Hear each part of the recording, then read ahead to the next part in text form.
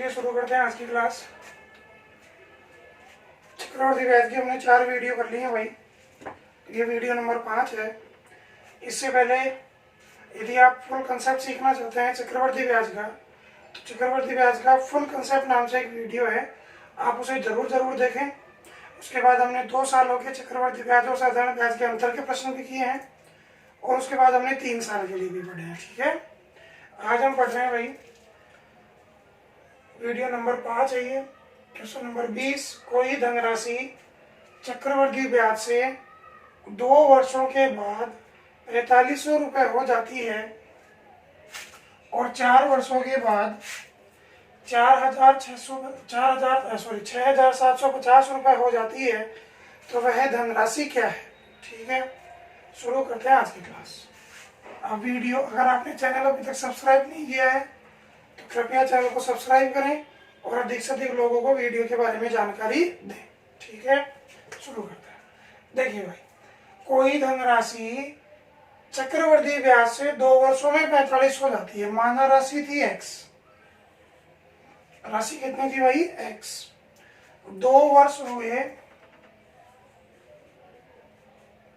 और 2 वर्ष के बाद ये राशि कितनी हो गई 4500 रुपये। 2 वर्ष के बाद ये राशि कितनी हो गई 4500। समझ में आ रही है बात। और 4 वर्षों के बाद मतलब आगे 2 साल और लगे भाई 2 साल तो ये हो चुके हैं। 4 वर्षों के बाद मतलब आगे 2 साल तो ये हो गए, 2 और लगेंगे। कितनी हो गई 6750।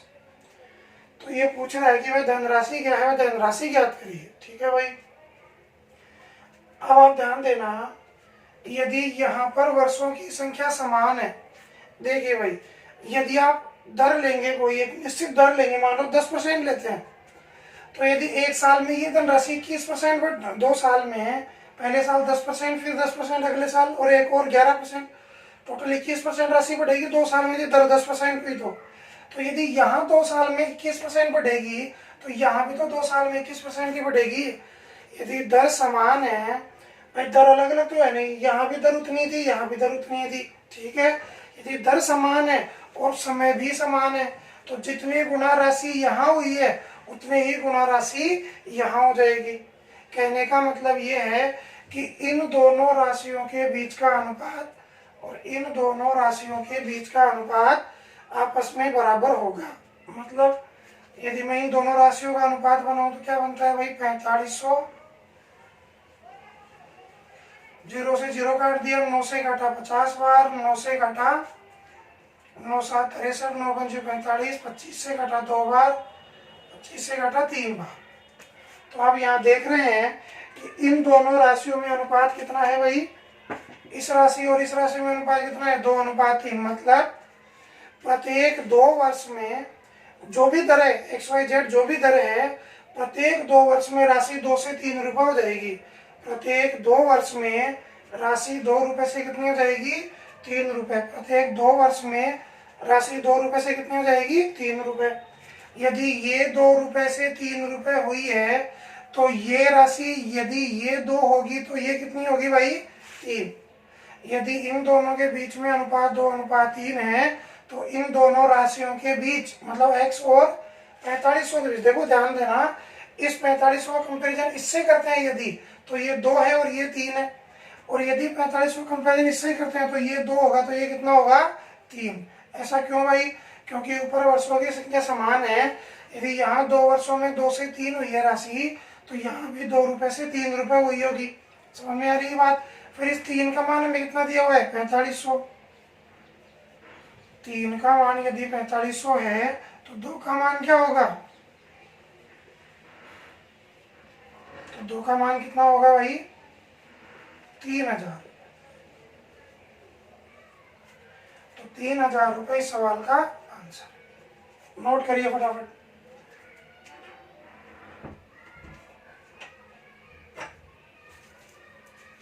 यदि इन दोनों का अनुपात बनाए, ऊपर वर्षों की संख्या समान होनी चाहिए, इन दोनों का अनुपात बनाए तो 2:3 है भाई। समझ में आ रही है बात।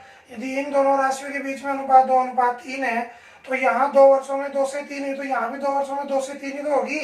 मतलब ये 2 रुपये होंगे तो ये 4503 रुपये हैं, लेकिन ये 3 नहीं, कितने हैं 4500, 3 का मान 4500, तो 2 का मान आ गया 3000।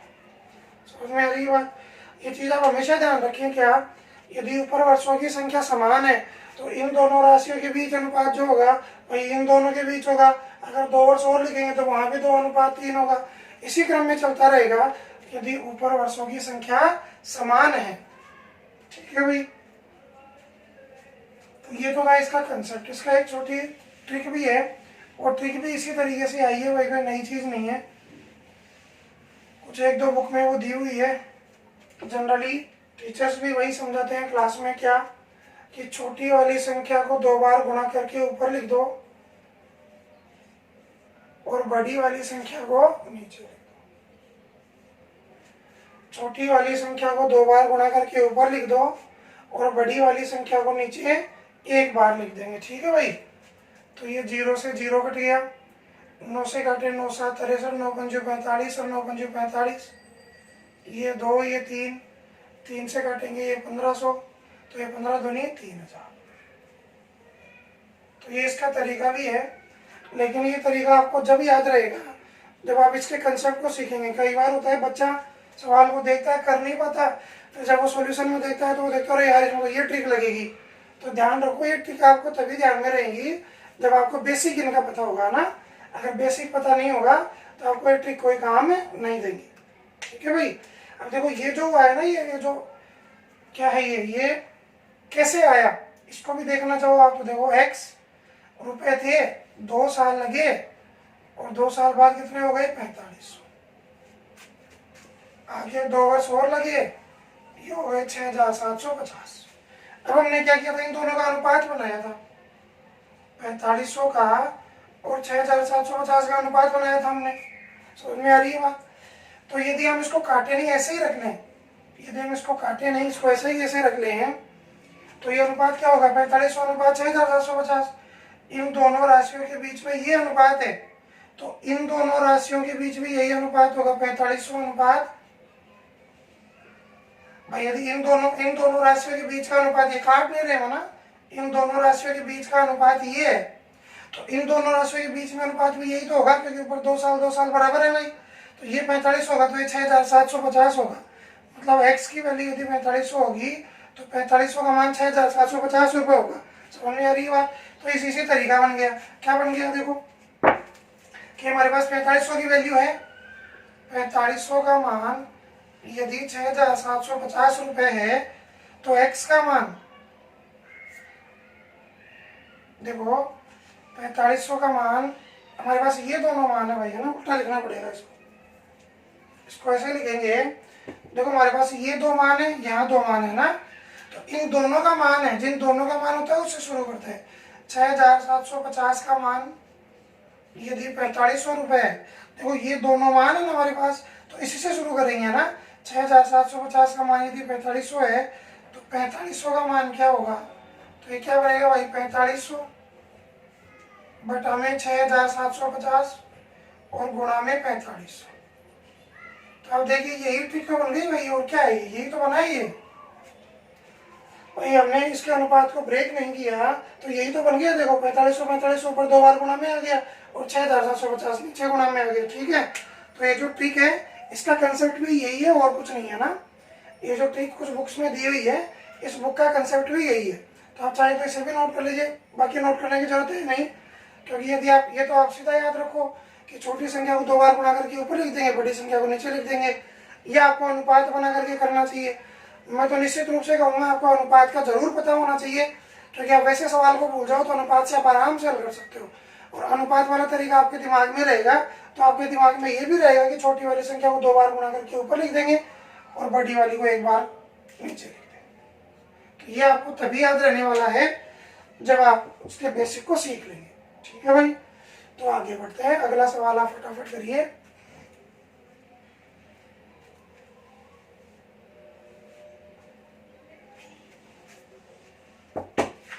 क्वेश्चन नंबर 21 है, एक धनराशि निश्चित चक्रवृद्धि ब्याज पर 4 वर्षों के बाद 7,000 रुपये हो जाती है। और 8 वर्षों के बाद 10,000 रुपये हो जाती है। तो वह धनराशि क्या है? फटाफट ज्ञात करिए भाई। तो वह धनराशि क्या है? फटाफट ज्ञात करिए।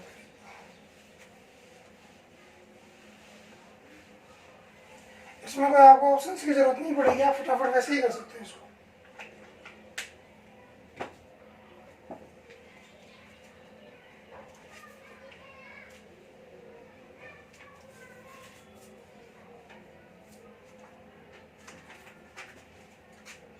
देखिए भाई, एक तो तरीका आपके पास में ये है कि राशि थी x, 4 वर्ष लगे और कितनी हो गई? 7,000 रुपये।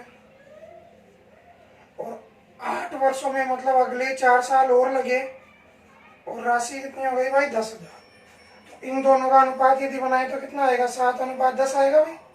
इन दोनों का अनुपात 7:10 है, तो इन दोनों का अनुपात भी 7:10 होगा। समझ में आ रही है बात? मतलब 10 का मान यदि 7,000 है, 10 का मान यदि 7,000 रुपये है, तो 7 का मान क्या होगा? यही हमारे सवाल का उत्तर होगा। 49वें सवाल का जवाब 4,900 रुपये इस सवाल का आंसर है। ये एग्जाम में प्रश्न आता भी है कई बार भाई। एक चीज और आप याद रखें, चाहे रीजनिंग हो चाहे मैथमेटिक्स हो ना, आप ये सवाल कर रहे हैं तो आप पीछे वाले सवाल को मत देखिए गुरुजी ने अभी क्या सिखाया या क्या समझाया। आपके दिमाग में बात फिट बैठी या नहीं बैठी, ये आप इस सवाल को हल करेंगे तो आपको पता चलेगा। आप लोग क्या करते हैं कि आप पीछे वाले सवाल को देख लेते हैं और उसको देख करके इसको हल कर देते हैं। तो भाई ये तो कोई भी कर सकता है, ये तो छोटा बच्चा भी कर सकता है, वो देख देख के कर देगा कि इसने क्या किया, 7,000 2 बार ऊपर लिखा था और 10,000 नीचे लिख दिया था। तो ये तो कोई बच्चा कर देगा भाई। अगर आपको वास्तव में मैथमेटिक्स सीखनी है तो आप, टीचर ने अभी अभी आपको क्या समझाया उसको टीपे नहीं, देखे नहीं दोबारा, आप अपने विवेक से सवाल को दोबारा पढ़ें और सवाल को सवाल के तरीके से हल करें। ऐसे नहीं करें ऊपर वाले का देख लिया नीचे वाले को उतार दिया ऐसे ऐसे, इससे आप गणित नहीं सीख पाएंगे। इससे केवल आपको आत्मसंतुष्टि होगी कि आपको गणित आ गई, लेकिन वास्तव में आपको गणित नहीं आएगी। जनरली होता क्या है भाई, टीचर ने एक सवाल समझाया, टीचर ने एक ट्रिक बता दी भाई कि ये संख्या ऊपर लिखनी है, ये नीचे लिखनी है, गुणा में 100 लिखना है और आपका आंसर आ जाएगा। और फिर गुरुजी ने अगला सवाल बिल्कुल वैसा का वैसा आपको दे दिया, सेम टू सेम ऐसा सवाल आपको नीचे दे दिया। बताइए कौन नहीं कर पाएगा? गुरुजी ने समझा दिया था कौन सी संख्या ऊपर लिखनी है, कौन सी नीचे, और गुणा में 100 लिखना है। बच्चे ने तुरंत कर दिया और उसको क्या लगने लग गया, उसको गणित आ गई। भाई एग्जाम में आपको ऊपर उदाहरण देने के लिए कौन मिलेगा? कौन से उदाहरण में आप देख देख करके आंसर करेंगे? आपको तो सवाल के बारे में सोचना पड़ेगा ही। अगर आप ये मेहनत किया क्लास में नहीं करेंगे तो निश्चित रूप से आप एग्जाम में धक्के खाने के बाद दोबारा आकर के ये चीजें पढ़ेंगे। तो ये ध्यान रखिए, कोई ट्रिक कोई तरीका आपको बताया, कोई फॉर्मूला आपको बताया, सेम टू सेम सवाल आपने नीचे कर दिया, ये केवल ये देखने के लिए है कि आपको फॉर्मूला समझ में आया कि नहीं आया। ठीक है, कि आपके गुरुजी की बात समझ में आई नहीं, वो 5वीं 6वीं क्लास का बच्चा भी कर सकता है। तो सवाल के बारे में सोचना सीखिए, है ना। यदि आप सवाल के बारे में सोचेंगे नहीं तो आप एग्जाम को आसानी से क्लियर नहीं कर पाएंगे।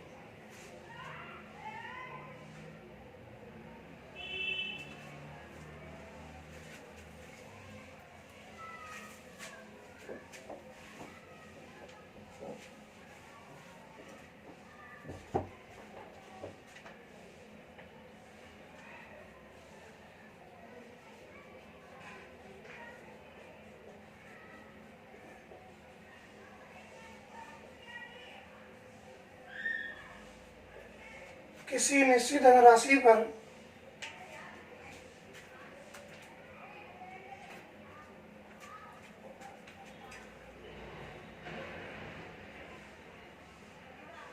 6 वर्षों का चक्रवृद्धि ब्याज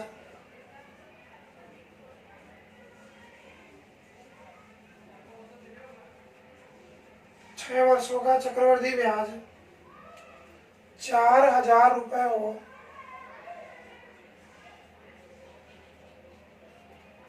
तथा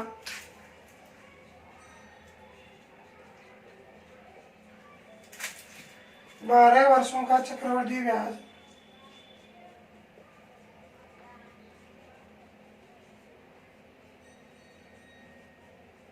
12 वर्षों का चक्रवृद्धि ब्याज 9600 रुपये हो।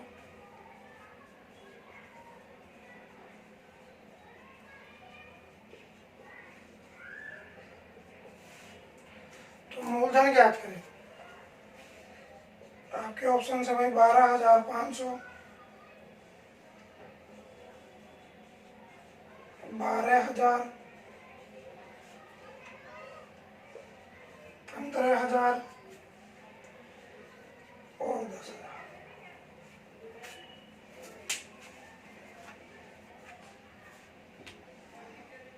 फटाफट करिए भाई इस सवाल को।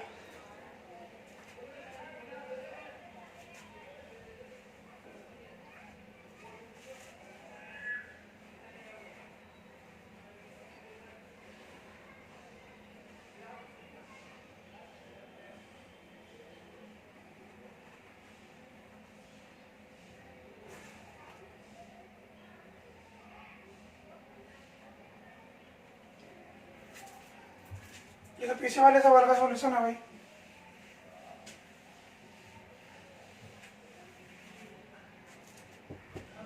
अब आपने हल किया होगा लेकिन आपका उत्तर नहीं होगा भाई कोई भी। आप देख रहे होंगे कि आपकी संख्याएं तो कट ही नहीं रही हैं पूरी, तो पूरा पूरा आंसर कहाँ से आएगा।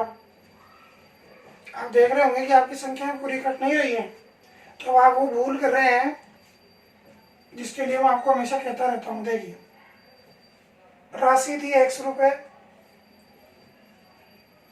6 वर्ष हुए, राशि कितनी हो गई x प्लस 4,000।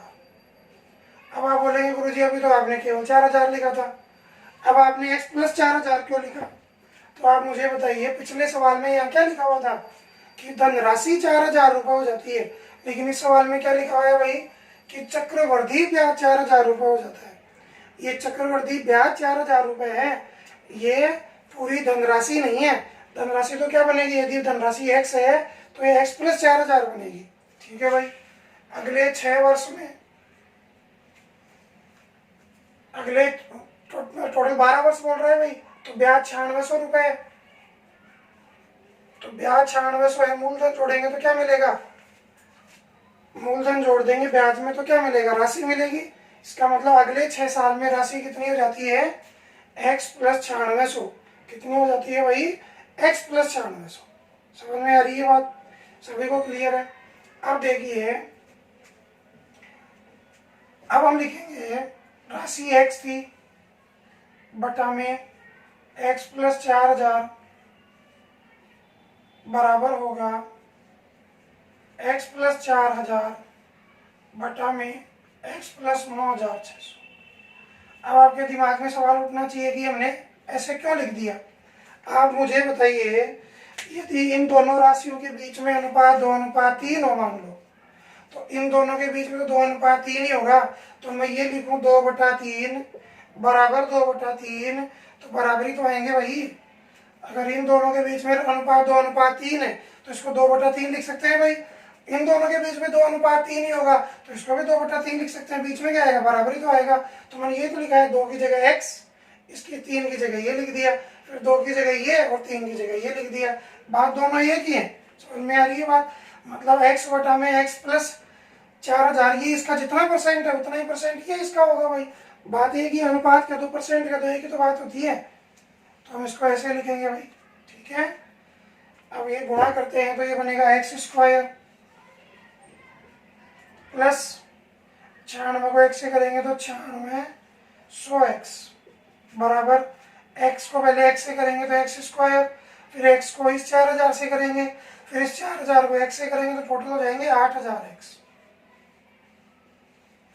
भाई साहब x को x से करेंगे x², फिर x को इससे करेंगे 4,000, फिर 4,000 को x से करेंगे तो ये 4,000x और ये 4,000x, 8,000x हो जाएंगे। आप करके देख लेना, इन दोनों को गुणा करेंगे तो ये आएगा 4,000 गुणा में 4,000।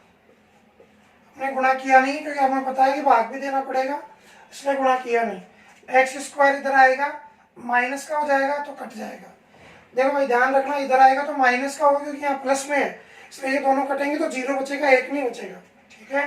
8,000 को इधर लाएंगे तो ये बचेगा 1600।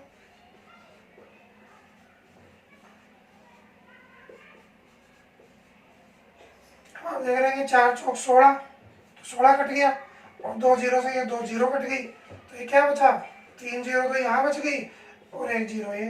तो धनराशि कितनी थी भाई, 10,000 रुपये। धनराशि कितनी थी भाई, 10,000। तो ये बढ़िया सवाल था भाई, नया सवाल है, क्योंकि इससे पहले सवाल ऐसा ही मिला है हमें कि धनराशि 6 वर्षों में 4,000 हो गई और 12 वर्षों में 9600 हो गई, लेकिन चक्रवृद्धि ब्याज 4,000 और 9600 है। ये नया सवाल है और निश्चित रूप से एग्जाम में ये सवाल आपको देखने को, आने वाले एग्जाम में देखने को मिल सकता है। समझ में आ रही है बात? तो ये बहुत बढ़िया सवाल है, नोट कर लीजिए फटाफट आप इसे। हम लोग जल्दीबाजी में क्या करते हैं भाई, ट्रिक लगाने का प्रयास करते हैं। कंसेप्ट को सीखिए, आप कंसेप्ट सीखेंगे आपको कोई मात नहीं दे सकता। कैसा भी सवाल आ जाए, आपकी यदि कंसेप्ट स्ट्रॉन्ग है तो आप एग्जाम में निश्चित रूप से उस सवाल को बड़ी आसानी के साथ करेंगे। अगला सवाल है हमारा क्वेश्चन नंबर 30।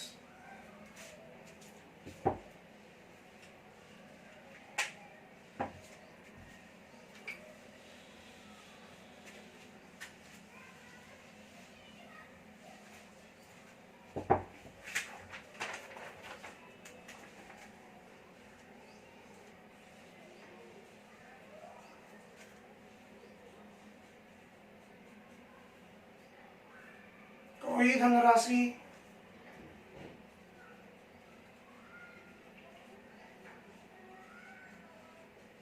चक्रवृद्धि ब्याज की एक निश्चित दर से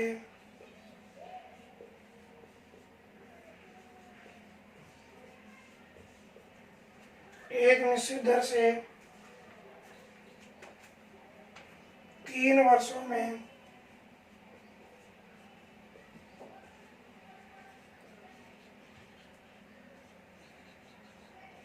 स्वयं की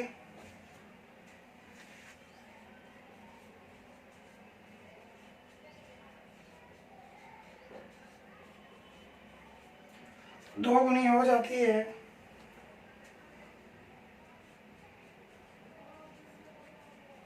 तो कितने वर्षों में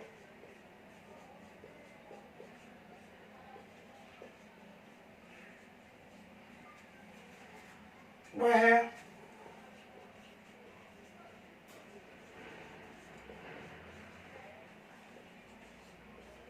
स्वयं की 16 गुनी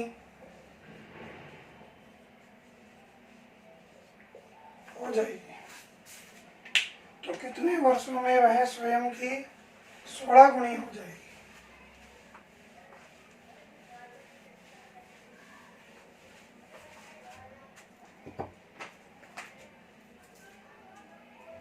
देखिए भाई ध्यान से, 3 वर्षों में स्वयं की 2 गुनी हो गई। मान लिया राशि थी 1, 3 वर्ष लगे और 2 गुनी हो गई। अब आपको ये पता चल गया कि 3 सालों में राशि स्वयं की 2 गुनी हो जाती है। 3 सालों में राशि स्वयं की 2 गुनी हो जाती है, तो ये स्वयं की 2 गुनी हर 3 साल में होगी भाई। तो अगले 3 साल में क्या होगी, इस 2 की 2 गुनी कितनी हो जाएगी, 4। अगले 3 साल में स्वयं की 2 गुनी 8। अगले 3 वर्ष में स्वयं की 2 गुनी 16। समझ में आ रही है बात? कितने साल लगे, 3 और 3 6, 3 3 9 और 3 12। तो 12 वर्ष में यह राशि स्वयं की कितनी हो जाएगी भाई, 16 गुनी हो जाएगी। अब देखो क्या हो रहा है, ये 2 गुनी हो रही है, तो पहले साल तो 1 रुपये ही होगी, तो 1 पर तो हम हाथ लगा नहीं सकते। 2 पर 2 गुनी हो गई, फिर यहाँ से वापस इसका 2 गुना किया तो 2 की पावर 2 हो गई, फिर ये 2 की पावर 3 हो जाएगी, फिर ये 2 की पावर 4 हो जाएगी। ये जितनी पावर आएंगी, 2 की पावर 1 है, ये 2 की पावर 2, 2 की पावर 3, 2 की पावर 4, तो जितनी पावर लग रही है उतनी ही बार ऊपर वर्ष आ रहे हैं। ये 2 की पावर 1 हुई, ये 2 की पावर 2, 2 की पावर 3, 2 की पावर 4, जितनी ऊपर पावर आ रही है भाई उतने ही बार ऊपर साल आ रहे हैं। तो हम ये देखे हैं कि ये 16 2 की पावर कितनी है, 16 2 की पावर 4 है। इसका मतलब क्या हुआ कि 4 बार आएंगे कितने साल भाई, जितने साल में 2 गुनी हो रही है वो 4 बार आएंगे। अगर 2 की पावर 4 आ रही है तो ये 3 वर्ष में तो 4 ही बार आ रहे हैं भाई ऊपर। तो जितनी यहाँ पावर होती है ना, हम क्या करते हैं उतने से ही नीचे गुणा कर देते हैं। तो ये इसी से बना हुआ तरीका है जो आपको ध्यान रखना है क्या, कि यदि 2 की, ये 2 है, 2 गुनी हुई पहले भाई, अब 16 गुनी होगी तो 2 की पावर कितनी करेगी, 16 जाएगा, 2 की पावर 4 करेंगे तो 16 जाएगा भाई। तो 2, यदि 2 की पावर 4 बार कर रहे हैं तो ऊपर 4 बार ही तो 3-3 साल आएंगे, और 4 बार 3-3 साल आएंगे तो 4 12 साल हो जाएंगे। 4 बार यदि 3-3 साल आएंगे तो 4 12 साल हो जाएंगे। समझ में आ रही है बात।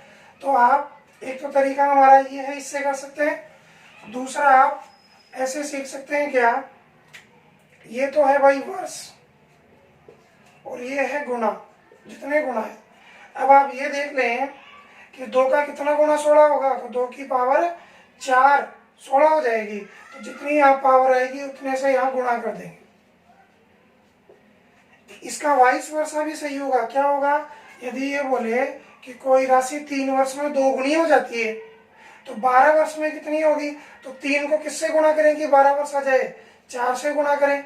तो यहाँ 4 से गुणा कर रहे हैं तो यहाँ पावर 4 हो जाएगी, तो आंसर आ जाएगा 16 गुना। दोनों एक दूसरे के विपरीत सही है। कैसे सही है, वर्ष ये पूछे 3 साल में 2 गुनी तो 16 गुनी 4 पावर लग रही, 4 से गुणा कर देंगे।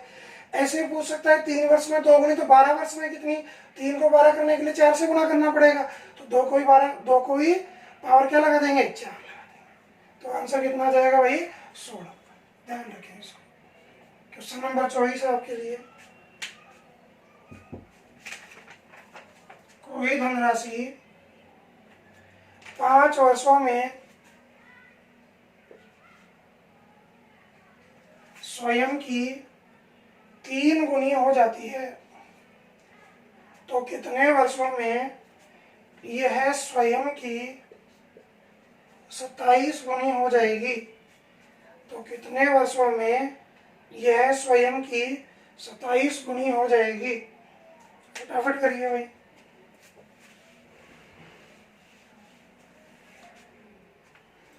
अब आपको पता है वर्ष लिख लेंगे 5 वर्ष, और कितनी गुनी हो रही है, 3 गुनी। अब 27 गुनी पूछ रहा है तो 3 की कितनी पावर 27 होगी, तो 3 की पावर 3 27 होगी, 3 3 होती है 27, तो जितनी पावर होगी उतने से गुणा कर देंगे। तो 15 वर्षों में यह राशि स्वयं की 27 गुनी हो जाएगी। आप चाहे तो ऐसे भी लिख सकते हैं 1 रुपये थे 3 रुपये हो गए, कितने साल में, 5 साल में। अगले 5 साल में 9 रुपये हो जाएंगे, वापस 3 गुनी। अगले 5 साल में वापस 3 गुनी 27, तो 5 और 5 10 और 5 3 15 सालों में राशि स्वयं की कितनी हो गई, 27 गुनी हो गई। ठीक है, ऐसे भी कर सकते हैं, ऐसे भी कर सकते हैं। ये ध्यान नहीं रहे किस पर पावर लगानी है, किससे गुणा करना है, तो बेसिक तरीके से कर लो।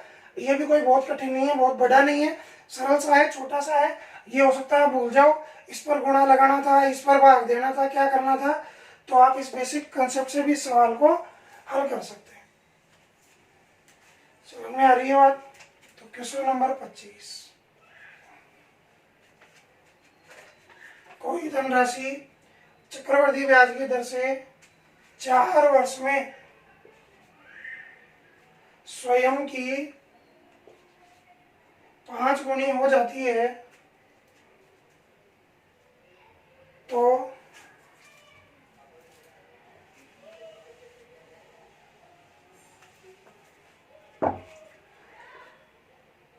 बारह वर्षों में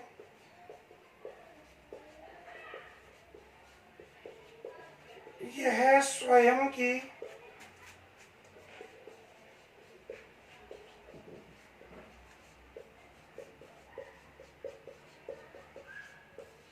कितने गुनी हो जाएगी। तो 12 वर्षों में यह स्वयं की कितनी गुनी हो जाएगी, अभी मैंने आपको समझाया था। क्या भाई, इधर लिखेंगे वर्ष, कितनी हो गई, 5 गुनी। अब बोल रहा है 12 वर्षों में, तो वर्ष तो ये है भाई, तो 4 को किससे गुणा करें कि 12 आ जाए, तो 4 को 3 से गुणा करेंगे, जितने से गुणा करेंगे उतनी पावर लगा देंगे। तो यह 5 की पावर 3 क्या होगी 125। तो यह स्वयं की 125 गुनी हो जाएगी कितने सालों में 12 सालों में। आप इसे ऐसे लिख लो भाई 1 रुपये है, 4 वर्ष लगे कितने हो गए 5, अगले 4 वर्ष में कितने हो जाएंगे, ये 5 गुना होगा तो ये भी 5 गुना ही होगा, और अगले 4 वर्ष में वापस 5 गुना होंगे तो कितने हो जाएंगे 125। तो हर 4 वर्ष में 5 गुना होती जाएगी। तो 4 दूनी 8, 4 × 12 साल हो गए। तो 12 साल में यह स्वयं की 125 गुना हो गई। 12 वर्ष में यह स्वयं की 125 गुना हो गई। ठीक है भाई। Question number 26।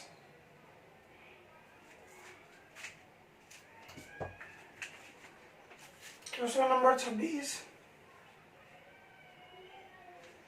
कोई धनराशि चक्रवर्ती ब्याज की एक निश्चित दर से 3 वर्षों में स्वयं की 8 गुनी हो जाती है, तो उसी दर से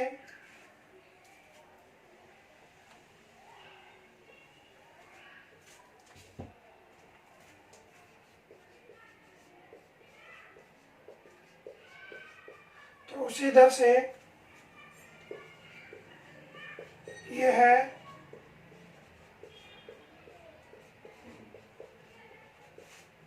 स्वयं की 16 गुनी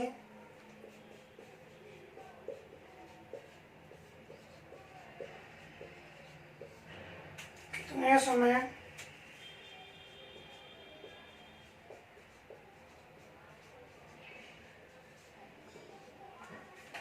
में हो जाएगी।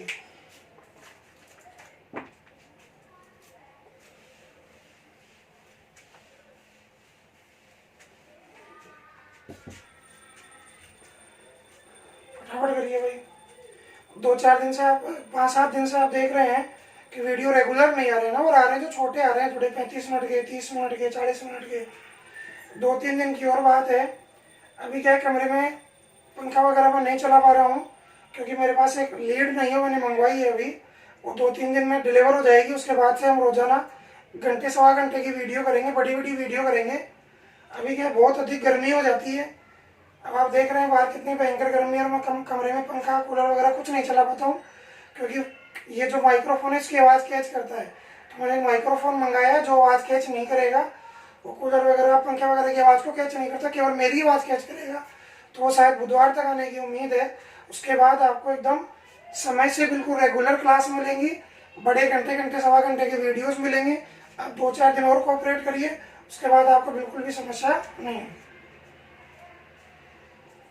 देखिए अब कोई धनराशि चक्रवर्ती ब्याज की दर से निश्चित 3 वर्षों में, वर्ष कितने हैं भाई 3, और कितनी गुना हो गई भाई 8।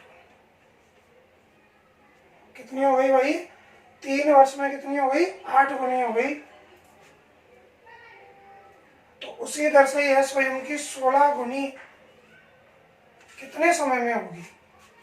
अब आप देख रहे हैं कि 8 की कितनी पावर लगाएं कि 16 आ जाए, तो 8 की 2 पावर तो 64 होती है। ठीक है, तो अब आप इस सवाल को हल नहीं कर पाएंगे। समझ में आ रही है बात। अब आपके लिए ये सवाल मुसीबत बनेगा, लेकिन देखो बात वही है, कंसेप्ट वही है, पिक भी आप वही लगा सकते हैं। लेकिन होता क्या है भाई, हमें जनरली चीज़ों का पता नहीं होता, इसलिए हम गड़बड़ कर देते हैं। ध्यान से देखना, अब मुझे इस 8 गुना को 16 गुना बनाना है। 8 गुना को क्या बनाना है भाई 16 गुना। यदि मैं इसका क्यूब रूट कर दूं तो 8 का क्यूब रूट क्या होगा भाई 2। 8 का क्यूब रूट क्या होगा भाई 2, और 2 की कितनी पावर होती है 16, तो 2 की पावर होती है 4। देखिए भाई जब आप क्यूब रूट 8 करेंगे तो ये कितना आ जाएगा भाई 2 आ जाएगा। अब 2 की कितनी पावर लिखिए कि 16 आ जाए,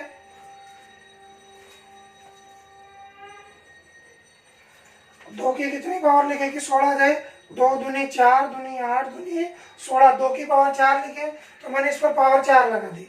समझ में आ रही है बात। मतलब इसको यदि हम हल करेंगे तो हमें कितना मिलेगा भाई 16 मिलेगा। 8 को हमने क्यूब रूट किया क्यूब रूट करेंगे तो ये 2 बन जाएगा। 2 की पावर 4 कितनी होती है? 16। ध्यान रखना, ठीक है भाई। अब आप इसको हल करना सीखिए। अब हमें केवल इसे हल करना है और यहाँ से जो हमें मिलेगा उसे हमें 3 से गुणा करना है, ठीक है भाई। देखिए अब आपको पता होगा यदि मैं 2 की क्यूब रूट 8 करता हूँ तो इसे मैं लिख सकता हूँ 2 की पावर 1/3। अगर क्यूब रूट 8 ऐसे लिखा हुआ है तो इसको वैसे भी लिख सकते हैं, यहाँ जो पावर होती है वो बटा में आ जाती है 1 की। समझ में आ रही है बात? अब इस पर हमें 4 पावर लगानी है, तो ये लो जी 4 पावर लग गई। और देखो होल पावर जो होती है वो आपस में क्या हो जाती है? गुणा। तो ये बनेगा 2 की पावर 1/3 को 4 को गुणा करोगे तो क्या आएगा? 4/3। मतलब ये है 2 की पावर 4/3। ये क्या है? 2 की पावर 4/3। तो यहाँ यदि 4/3 पावर लगी है तो 3 को 4/3 से गुणा करना पड़ेगा भाई। हमने सीखा है जितनी यहाँ पावर